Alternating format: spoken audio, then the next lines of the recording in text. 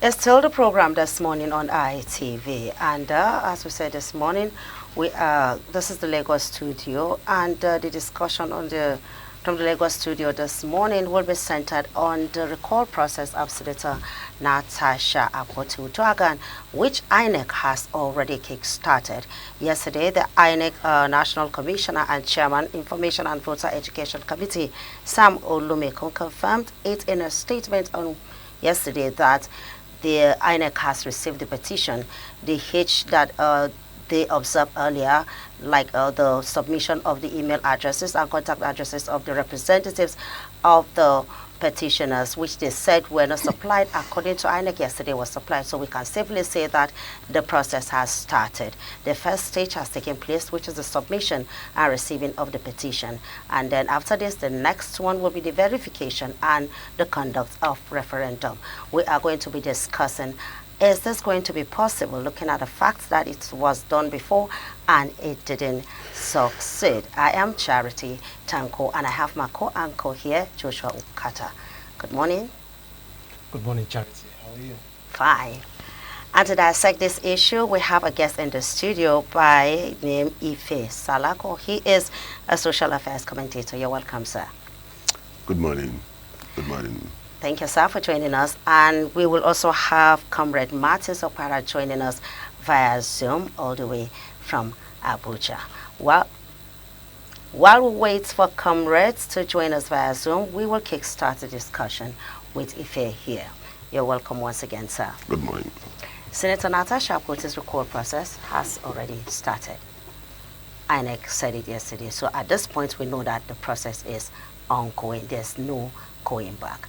What is your take in all of this? I mean, it's quite an unfortunate situation we find ourselves in Nigeria at this moment. First of all, since 1999, there's not been a successful recall because the process of the recall itself is quite rigorous. It is constitutional, given what the Constitution says in, I think, Chapter 5 and Section 66 of the 1999 Constitution as amended, give room for, the electorate to recall a senator. But, I mean, it's coming to the nitty-gritty of why should a senator be recalled. We've had senators who've had different corruption cases in the past. We've had senators who has literally fought in the chambers. We've had senators who have thrown, objects at each other, in that same chamber. We've had senators who had gone out to, to maltreat, to harass people, literally. And these people are not recalled. They are still in the Senate. So the question is, what has Natasha done, that is extraordinary, that we have not seen before, that would warrant this whole recall process? If not for, just the charade of some overzealous politicians who just wants to, show that, we are the ones in charge and we can do whatever we like.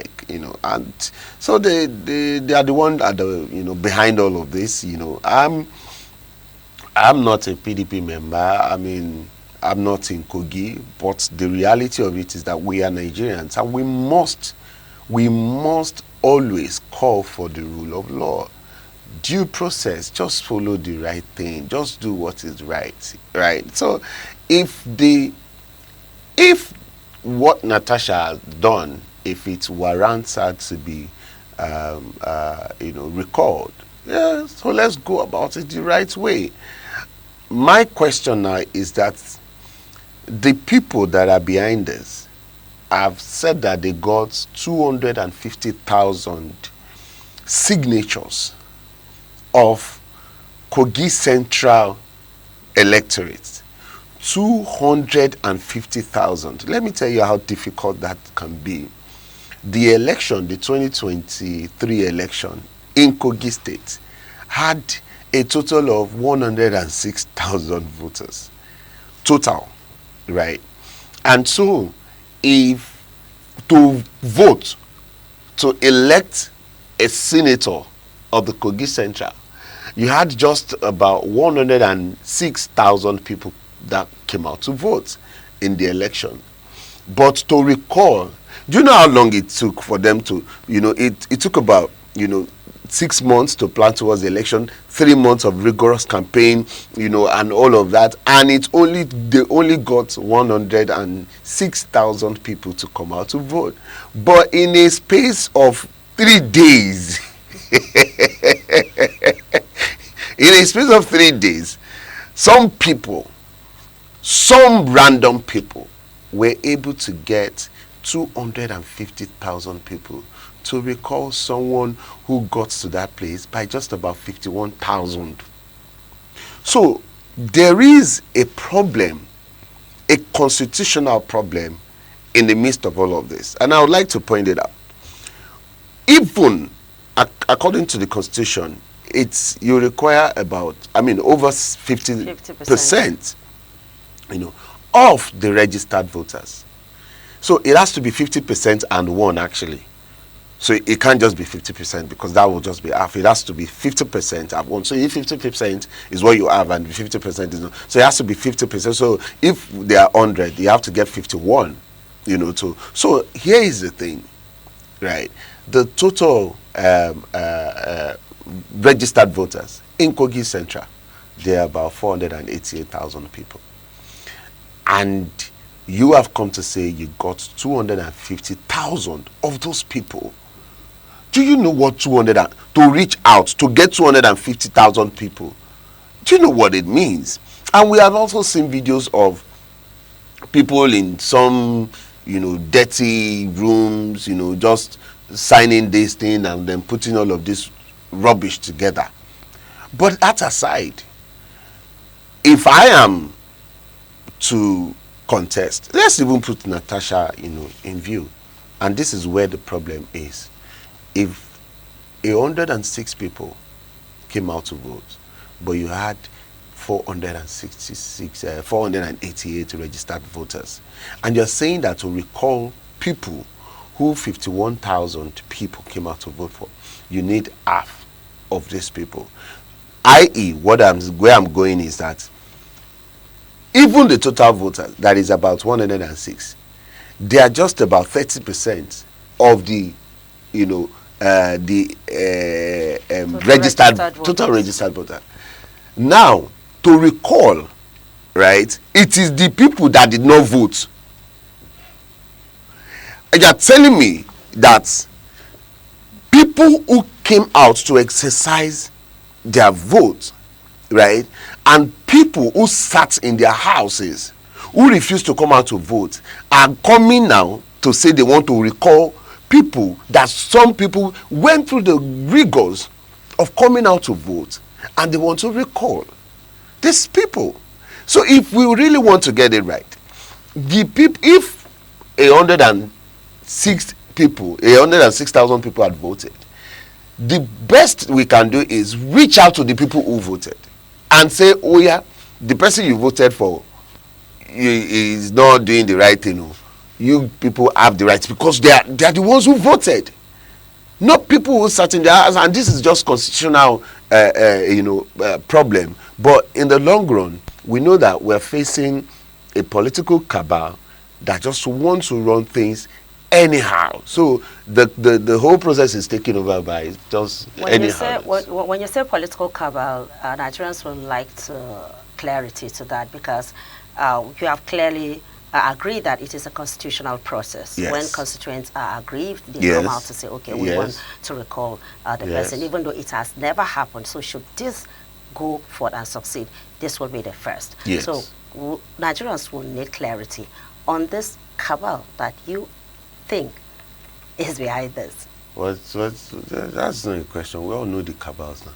What there is, this problem is between Natasha and Senator Akpabio. So what are we saying? I was going to get there, but before she asked a question, you took the question off my mouth, because before we even go into the crux of the matter, statutorily, is there any law in the section that states that before a senator can be recalled, because like you said, it takes a tall order to recall a senator. Now, in this case, what constitutes an offense that should call for the recall of a senator? You see, this when even what the Constitution says Because is we already know that this is the Constitution says misconduct, abuse of office and all of those things. These are ambiguous statements.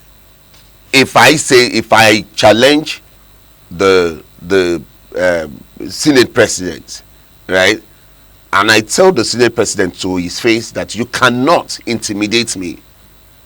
Is that abuse of office? Is that abuse of? That's the question. What is abuse of office here?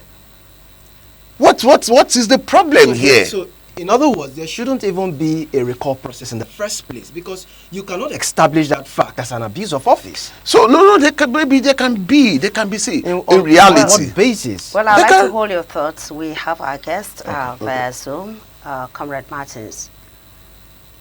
Comrade Martins. Yes. Good morning. Good morning, sir. Thanks for joining us. Yes. How are you, Charity? How are you? I am fine. We're all doing fine. So before you join in the conversation, we were talking about the recall process of Natasha, and we would like to have your view on that. Thank you very much, my sister. As you can see, this is an issue that I have critically looked into, and I thought of today, also thinking of tomorrow. What would be the outcome of this meeting? You should understand that it's very clear that the action to recall Senator Natasha is born out of that occurred on the floor of Senate. Are you there? I'm listening, sir. We're listening. You know, it's out of incident that occurred on the floor of Senate. And truly,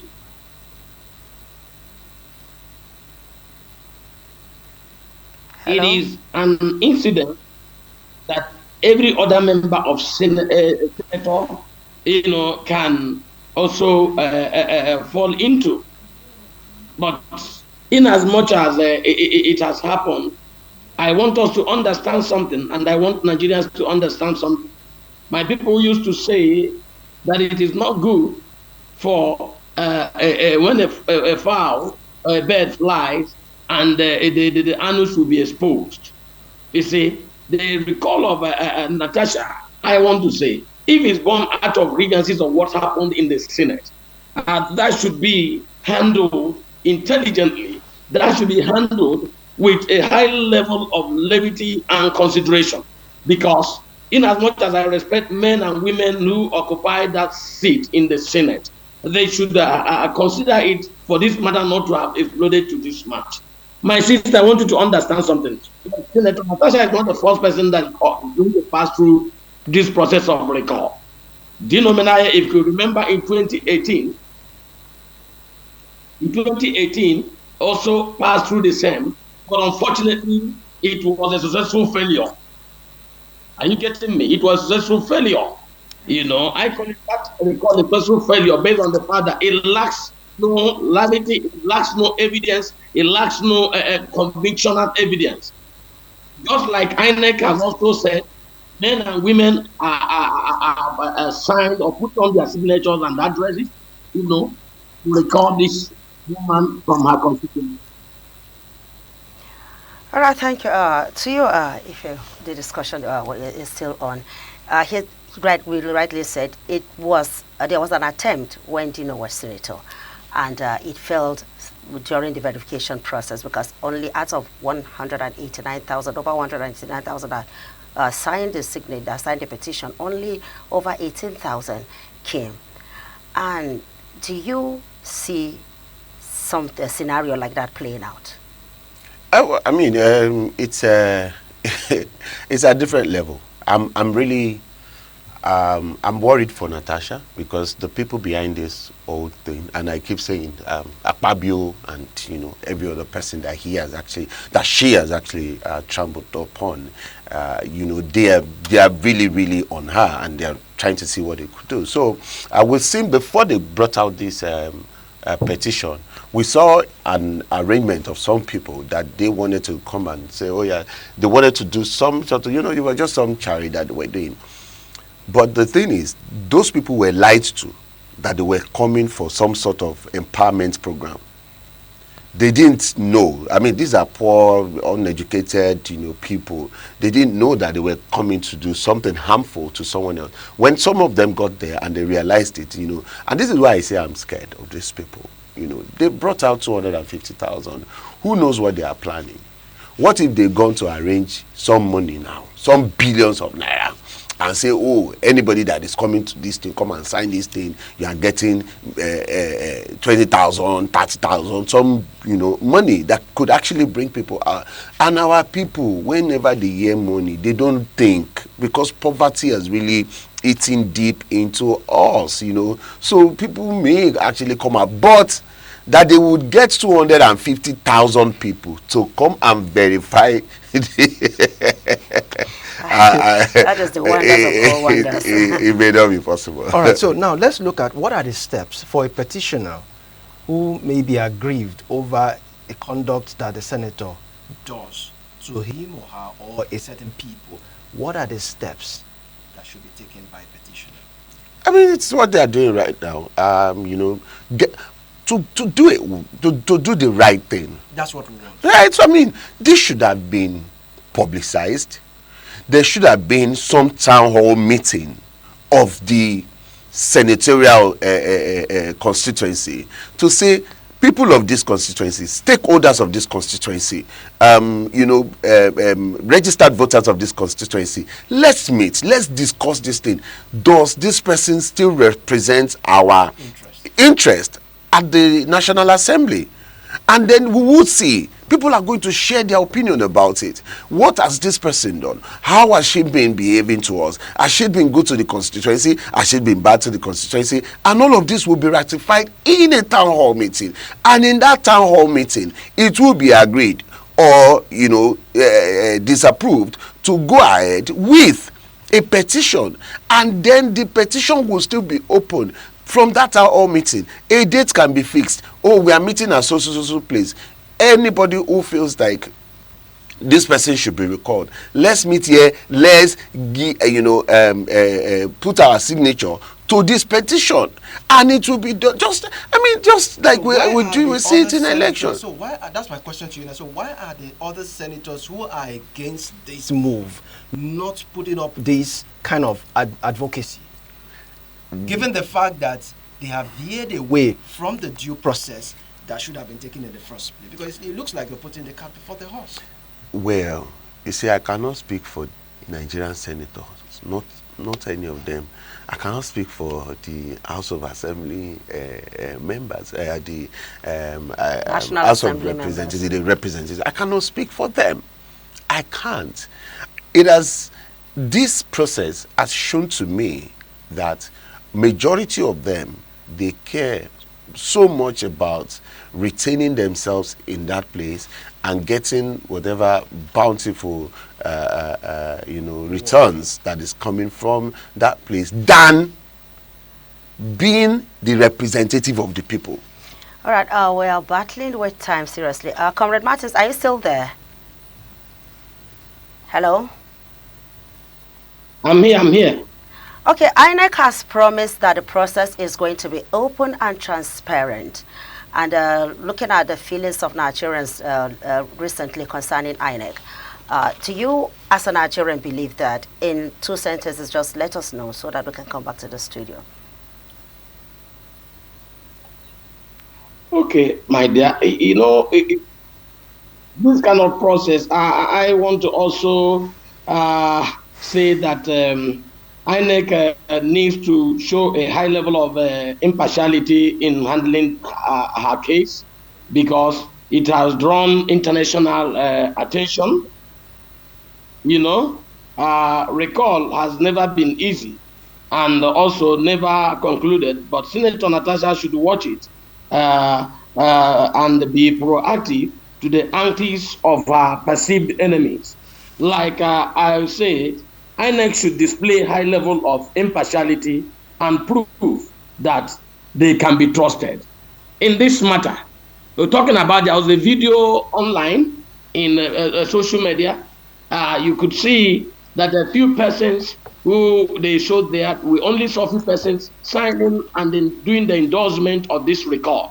As a matter of fact, as a good Nigerian, as a man who believes in the constitution of this our fatherland, I want to also advise Senator Natasha that she has to call her lawyers to file for a suit, and so that they can carry out a forensic audit on those who have said they have signed, and also the addresses of some of these people who claimed or who have claimed that they have signed and they are part of the record.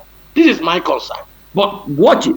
INEC should not be impartial in handling this matter. All eyes on them, because we cannot live like a child every day in this country. It's quite annoying. Look, we have to treat everybody with high level of understanding and high level of respect and high level of that we are equal. Equality system should be allowed to be operated in this country. You should not treat a tit for an eye in this country. A man must live to say the truth. I must live to say the truth. You must live to say the truth. Like I said, we are battling with time. Thank you, Comrade Martins. And back to you, Ife. Your last word before we move back to Benin. Do you have 100% confidence that INEC is going to treat this with all sense of transparency? Whatever transparency they want to do, whatever transparency they are talking about is already faulted. There is no way those people can get 250,000 signatures. So that process, right, is already corrupted. So whatever INEC is doing now, it's being built. I'd said it that if INEC wants to save their face, I mean, they should first of all, go to the the nitty-gritty of how this thing is done. The process is very important. Should they also provide advisory in a case where there is an omission? They've done that already. Well, I mean, like, supposed to do that. That's a question. Oh, okay. Were they supposed to? I mean, supposed to do that. That is where you get to know that the umpire is already being biased. You get so, but it's okay. I'm saying that the whole process is already built on irregularity, on constitutional arrangement. How did you get 250,000 signatures in 3 days? Who are you? What is the process? Show us the process. And that's where we'll start talking from. Whatever INEC is doing now, it is on something that is already corrupted, that is already irregular. So how do we now say INEC is going to be, so? Well, thank you very much. It's been a wonderful conversation with you, Comrade Martins Okpara from Abuja right there. We say thank you for being part of the program. Thank you. And to Ife, it's been wonderful having you. Thank you. It's my pleasure being in your studio. And Michael and Koya Joshua. I can see that we have so much to say, but little time. I bet we will come back for this conversation. And well, the program is still on. We are handing you over to our Benin Network studio, where the program will continue. Please stay tuned.